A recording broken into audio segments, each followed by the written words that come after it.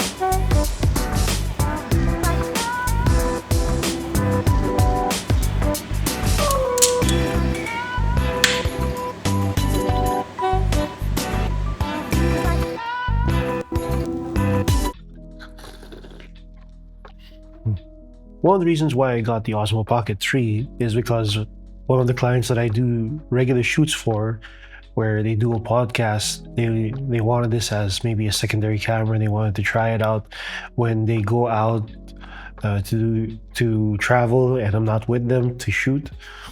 So they just give me the SD card and I edit their videos for them. I was quite late with getting this because here where I stay, it's quite a small island, so the hype of this Pocket 3 last year was insane, and you can imagine like every videographer here in this tiny island wanted to get one. Every time the shops that they would restock on this, probably a week or less than a week, this would finish. So salary time, no chance to get this. I have the creator kit combo, so that comes with the new DJI 2 wireless mic, the extra handles, the tripod, and the case as well. And it also does come with the extra wide-angle lens, but I haven't used it at all actually yet. I probably will use it in the future for landscape shots, but so far I have been using it just as it is, like this. So before getting my hands onto this, of course, I do a lot of research all the time before I buy something. I check people's reviews, how people felt about it, how they used it, where they used it. Honestly, I was quite impressed with what people produced with this tiny camera. How they used it, their creativity and everything was amazing. But besides that, the quality was also really good. Like if you compare it to using your phone, this is thinner and it's as easy as carrying a phone, but you will not get this quality in a phone. So a couple of my first impressions when using the Osmo Pocket 3 for the first time. Yeah, I had to get used to the settings, change around a few stuff, even getting used to color grading the D-Log. The most recent thing that I've color graded using D-Log was probably the drone. Right out of the box and straight to using it, I was really impressed with the quality, the usability, how user-friendly it was. It's literally just point and shoot. Learn a few quick commands, learn a few quick button shortcuts, and that's it.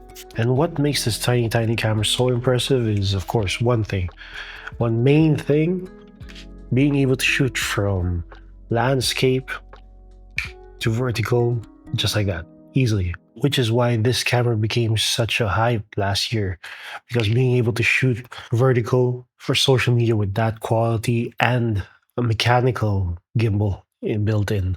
That is one of the reasons why a lot of people started buying this and it got so much praise last year. But other than that, of course, it's the quality that comes with it. So the Osmo Pocket 3 can shoot in 4K up to 60 frames per second.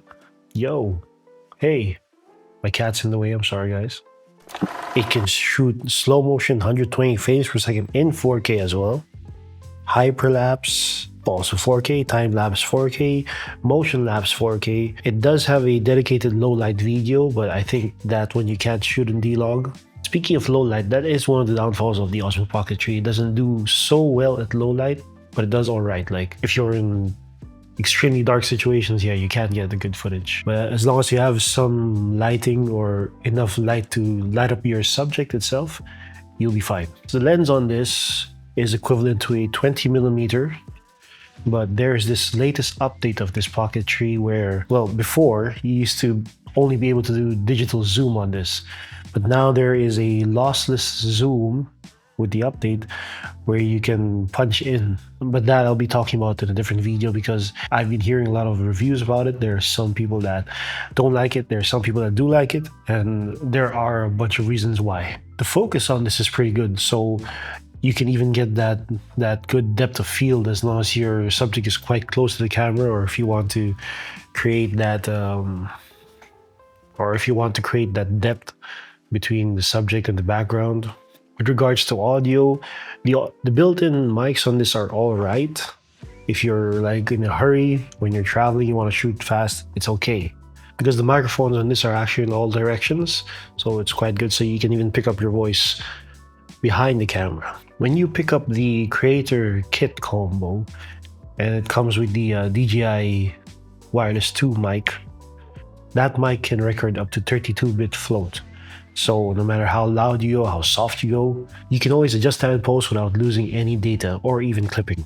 For those who don't own a DJI Pocket 3 or plan to get, you gotta keep in mind that when you get your SD card, your micro SD card, you need to get at least a V30 SD card, not those simple cards that you can get around. You really need a V30 card so that you can make full use of the 60 frames per second, 120 frames, so you can use every feature. So the way I have used the Pocket 3 so far, I did use it for that podcast shoot that I was talking about. I think I used it for the last 3 or 4 shoots. As you know, since I don't own a second camera, I only have the A6700. I actually did use this as my main wide camera, and I used the A6700 as the close-up. And then I borrowed another camera for the close-up of the person they were interviewing. You can get away with getting the colors slightly similar, but the problem is with if you're using it as a wide one and you're trying to capture a whole scene, of course you're gonna get a bit of a warp on the sides. So if your subjects are on the far end of the frame, their sizes will be a bit different. Other than using it professionally, I used it actually a lot more personally. Like whenever me and my girlfriend would go out to explore places or even to festivals, carnivals, that's where I would make a good use of this Pocket 3. We went to some historical sites and stuff like that, and I did use this Pocket 3 a lot. And I can say the video that came out of it was pretty impressive. A lot of people who follow me on my personal social media, they don't even know that this was shot on a tiny camera, because I would mix up scenes using the Pocket 3 and the A6700, so people wouldn't even know the difference sometimes. Oh, sorry guys, my cat keeps coming up to me. Keeps asking for attention. So the Pocket 3 has been with me for quite some time, maybe 5 to 6 months now, and I can say I'm really loving it, and I can't wait for the time we get to travel somewhere else and I get to use that, especially in places where they're quite sensitive with seeing cameras, like huge DSLR cameras, mirrorless cameras. Using the Pocket 3 if you're traveling is quite discreet. It's like a tiny stick, so people wouldn't mind, they wouldn't be as sensitive.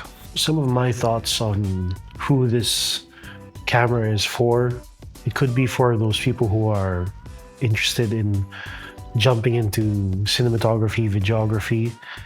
This is a good place to start because you have the camera quality, you have the gimbal, so you can learn how to operate the gimbal. Then the fact that it has a flat color profile of D-Log, you can learn how to color grade as well. But besides that, if you're just a simple person who wants to travel, get good videos, this is also for you as well. You don't have to shoot in a flat profile. In audio-wise, the fact that you have a mic that can record in 32-bit float, you don't have to learn much about audio as well. If you're a person who just wants to record videos, transfer it, cut them all up, and post, this is also for you as well. But for all the professional videographers, I'm very, very sure they use this a lot as well, because with the creative minds, they can make use of how small this is, get shots from angles that a mirrorless camera won't fit or can't go through. And the Osmo Pocket 3 has built-in features which are very useful to create creative shots. Like one is the 360 roll. It even has a face tracking feature which I used to emulate or to copy a drone shot leaving the ground. So yeah, I can say it can be used professionally if you really have the right creative mind and you know how to make use of it. And definitely I've seen how it has changed the world of videography nowadays and how many creative minds have come out. So yeah, this device has really changed the game of videography, and it's given people a lot of motivation and passion to get into this field as well. So that's it, guys. Thank you so much for reaching to the end of the video. If you are still with me, that was my short update of one of the gears that I've upgraded to. And in my next video, I'm actually going to be comparing this to my A6700 to see how it stands against each other. And so you guys have the idea as well if you really want to stick to mirrorless cameras or you want to go to the Osmo Pocket 3. So once again, guys, I hope you like my video. Please do subscribe for more. And please leave your comments below as well. I'd like to hear your thoughts. And as always, I'll see you guys in the next video.